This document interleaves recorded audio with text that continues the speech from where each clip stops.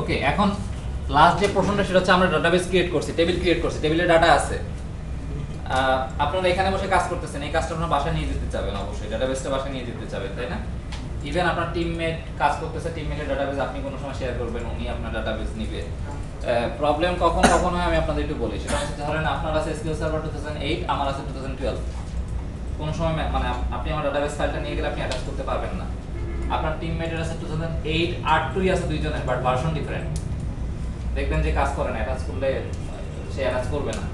So এই সকল ক্ষেত্রে আসলে যেটা করা হয় সেটা হচ্ছে টোটালি একটা স্ক্রিপ্ট জেনারেট করা হয়। ডাটাবেস স্ক্রিপ্ট জেনারেট করে, স্ক্রিপ্টটা রান, স্ক্রিপ্ট এমন জিনিস যে এসকিউএল কোয়ারি, এসকিউএল কোয়ারি, এই কোয়ারিগুলো সব জায়গায় রান হবে, কারণ সব ডাটাবেস ইঞ্জিনই কোয়ারি চেনে। সেক্ষেত্রে আপনি কিভাবে এই ডাটাবেসের একটা ব্যাকআপ স্ক্রিপ্ট জেনারেট করতে পারেন আমি ওইটাই দেখাই দিচ্ছি। ধরেন আমার এটা হচ্ছে ইউনিভার্সিটি ম্যানেজমেন্ট ডিবি, আমি এটা যা যা আছে ভিতরে কোয়ারিটা জেনারেট মানে স্ক্রিপ্টটা জেনারেট করতে যাচ্ছি। জাস্ট এখানে আমি রাইট ক্লিক করতেছি, টাস্কস, জেনারেট স্ক্রিপ্টস ক্লিক করলাম, একটা উইজার্ড চলে আসবে আপনার কাছে, স্ক্রিপ্ট জেনারেশন উইজার্ড। সো আমি যদি নেক্সট করি, এখানে দেখেন প্রথম পোরশন আছে script entire database and all database objects, মানে এর ভিতর যাবতীয় যা আছে সব আপনি স্ক্রিপ্ট করতে চাইতে পারেন। আরেকটা অ্যাপ্রোচ আছে, আপনি স্পেসিফিক কিছু জিনিস চাইতে পারেন। যেমন এখানে আমার একটাই টেবিল আছে, স্টুডেন্টস টেবিল, শুধু আপনি এটাই স্ক্রিপ্ট চাইতে পারেন। আমি আপাতত স্ক্রিপ্ট ইন্টায়ার ডাটাবেস রাখলাম। ওকে, নেক্সট করি।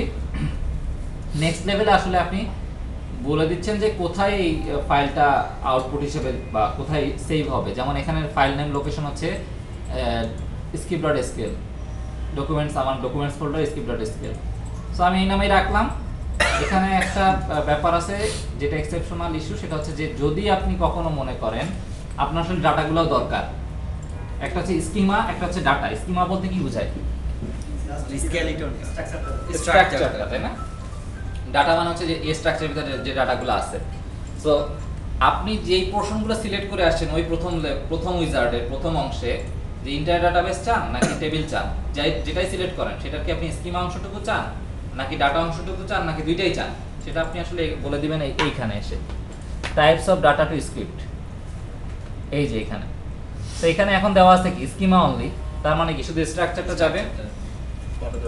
আপনি যদি ফিল করেন যে না আপনার ডাটাও দরকার, স্কিমা এন্ড ডাটা দিলে দুইটা ডেসক্রিপ্টই জেনারেট করবে সে।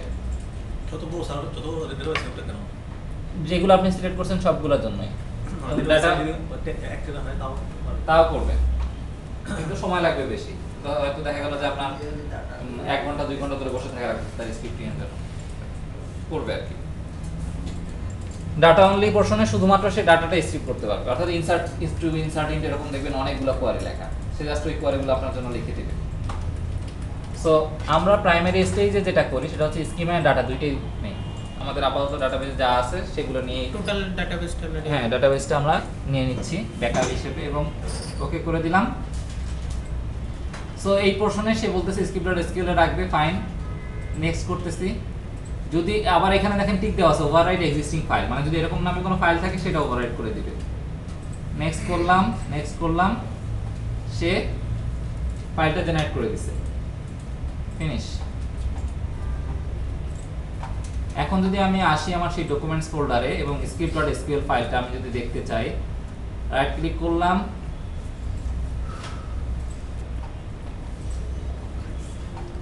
এই স্ক্রিপ্টটা আসলে সে জেনারেট করে দিয়েছে। আমি জাস্ট ক্লোজ করে আরেকবার ওপেন করি ফর মেকিং শিওর। সো এখানে কিছু পোরশন আছে, আপনি দেখলেই বুঝতে পারবেন এখানে মানে আতঙ্কিত হওয়ার কিছু নাই যদি অনেক কোড।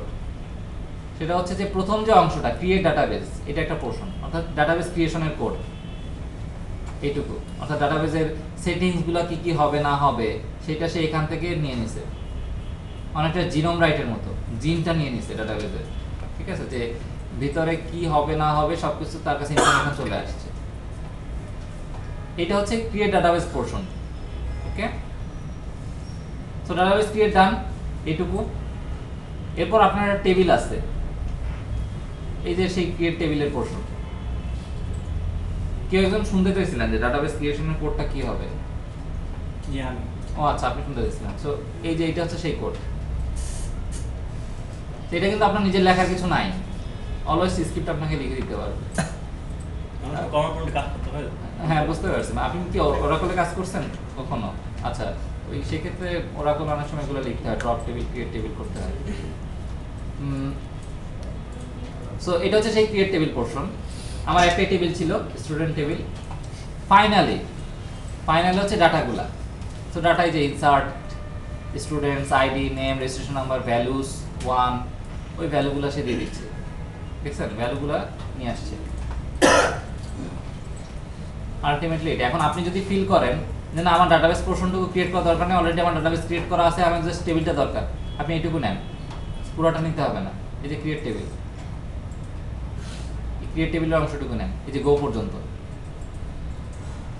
এটা আপনি কাজ করতে করতে বুঝে যাবেন আপনার কতটুকু সেকশন দরকার। সবই যে অলওয়েজ নিতে হবে এমন না। এখন আসেন আমরা আসলে একটু ভেরিফাই করি এটা যে কাজ করে। সো আমি এইটুকু টোটালটা কপি করলাম। এখন আপনি ধরেন আপনার বাসার পিসিতে গেছেন, সো আপনার বাসার পিসিতে অবশ্যই এই ডাটাবেসটা নাই, আমি ডিলিট করে দিচ্ছি। এটা যদি কোনো কানেকশন থাকে, কানেকশন বন্ধ করে সে ডিলিট করে দিবেন। সো ডাটাবেসটা নাই। এখন যেহেতু রিফ্রেশ করতেছি, তার মানে হচ্ছে ওই যে স্ক্রিপ্ট ব্যাকআপ দিছি, ওই স্ক্রিপ্টটা আপনি এখন রান করবেন, তাই না? পেস্ট করলাম, যেটা কপি করছিলাম রান করে দিলাম। সো সে বলতেছে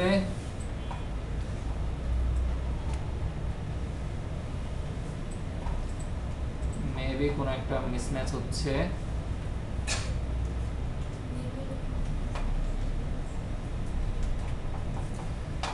ওকে, আমি আরেকবার ট্রাই করি।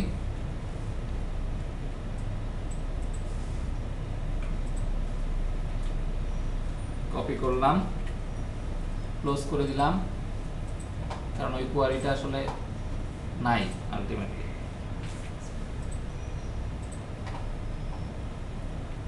এবার কাজ করছে। মূলত হচ্ছে আমি যে ডাটাবেসটা মুছে দিয়েছিলাম, ওই উইন্ডোটা ছিল ওই ডাটাবেসের কোয়ারি উইন্ডো, যে কারণে আসলে ও অলরেডি ওই ট্রান্সপোর্ট এক্সিকিউট বন্ধ করে দিছিল। আমি ওইটার আন্ডারে রান করতে গেলে তো রান করবে না।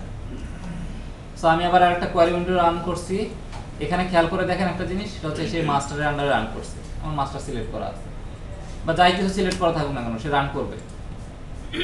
সো আলটিমেটলি আমার ডাটাবেস ক্রিয়েট হয়েছে এবং সে 4টা রো এফেক্ট করা হয়েছে, মানে 4টা ডাটা ইনসার্ট হয়ে গেছে। এখন আমি যদি ডাটাবেসে ওইটা খুঁজি পাবো, এখন আসে নাই, রিফ্রেশ করলে পাওয়া যাবে। রিফ্রেশ,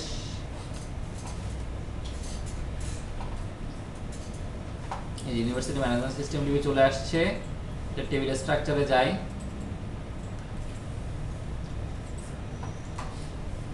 ওয়ান টু 5 6 যেভাবে ছিল সেভাবেই আছে। স্ক্রিপ্ট এই মাস্টার থেকে রান করে সবসময় সাধারণত ওরা মাস্টার আসলে একটা বেস ডাটাবেস হিসেবে, সিস্টেম ডাটাবেস হিসেবে নেয়, তো সেখান থেকে রান করে। ওকে, তো আপনারা যেটা করবেন এখন, যে প্র্যাকটিসটা বলছিলাম, ইনসার্ট